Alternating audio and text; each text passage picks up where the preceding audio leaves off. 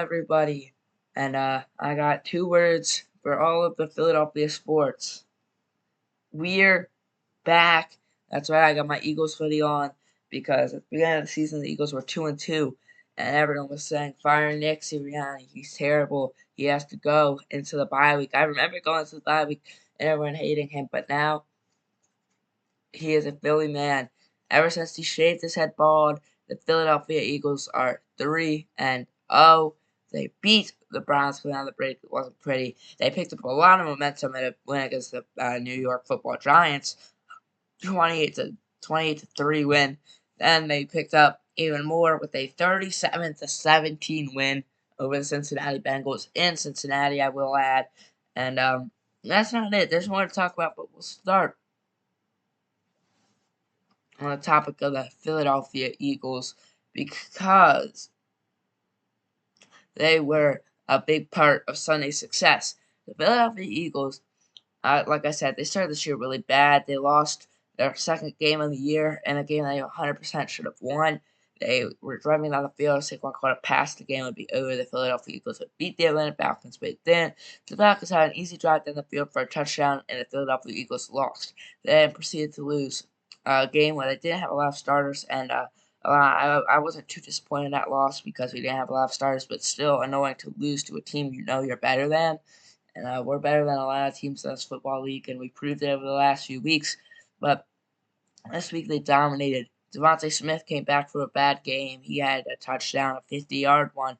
Hurts had 4 total touchdowns. Saquon 8 on the ground without a touchdown. And the Philadelphia Eagles just all in all look back. Now there is some rumors that the Eagles want to hurt like Myles Garrett and Cooper Kupp, and I think there's a 0% chance either of those trades happen. I would be ecstatic if they do. I don't want Cooper Kupp for the one reason that we already have a stacked wide receiver room. And I don't want him to take away from reps of various other guys like DeAndre Smith, like A.J. Brown. I don't want them to be looked at less because we see Jalen Hurts and A.J. Brown's connection. He is a system quarterback, and I don't care. I love that he's a system quarterback because he has A.J. Brown. He's able to escape the pocket, see that there's low time that he has to work with the ball in his hands in the backfield, and know that sometimes he just has to chuck it and hope for AJ. And a lot of the time when he does that, AJ comes up with a big catch. So yes, I do love AJ as wide receiver 1. I love Smitty as wide receiver 2 because he had a great game 2 days ago, and you know, the Eagles are just looks better overall coming out of the bye. Maybe the Jalen Hurts and Nick Sirianni's retreat worked because he's having a lot more fun out there with his shaved head. He is now the bald eagle, quite literally, and I thought that one was pretty funny. But in other news, Joel Embiid and Paul George are expected to make their returns tomorrow night in the Wells Fargo Center versus the Detroit Pistons.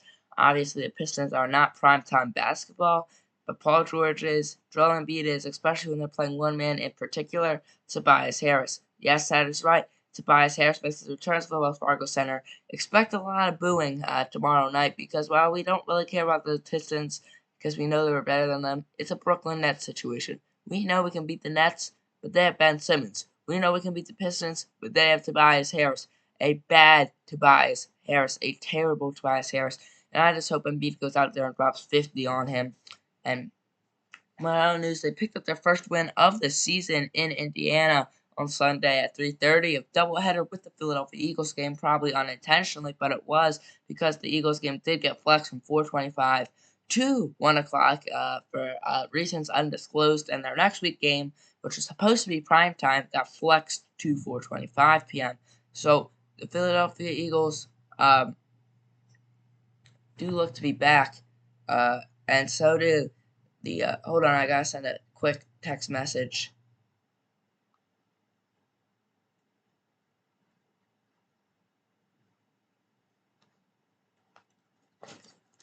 Oop.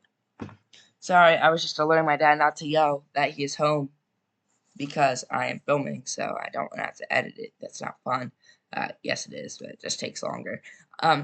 So what basically the Sixers won in Indiana. Maxey had 45 points, not an efficient 45, but a 45 nonetheless.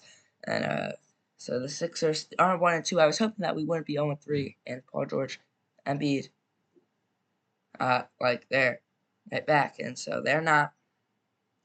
But Other news, the Flyers picked up a win against an undefeated team, but other than that, okay, he still loud. Surprise. I think he did. Now I'm gonna, if this is short, I'm sorry, I'll make longer ones, but, the Flyers picked up a win against an undefeated team. Matvei Michkov looked good. Sean Courtier looked good. I'm not really much of a hockey guy myself, but I saw a lot of goals in this game, and that kind of caught my eye at the PJ Wheeling Sports Bar, and it was a lot of fun to see that happen as we were watching college football. But anyways, go Sixers. Please come back, Embiid, and Paul George, you too, but you got actually hurt. You're fine. Uh, go Birds, for real this time. And go Flyers, I guess. Still no Phillies, though.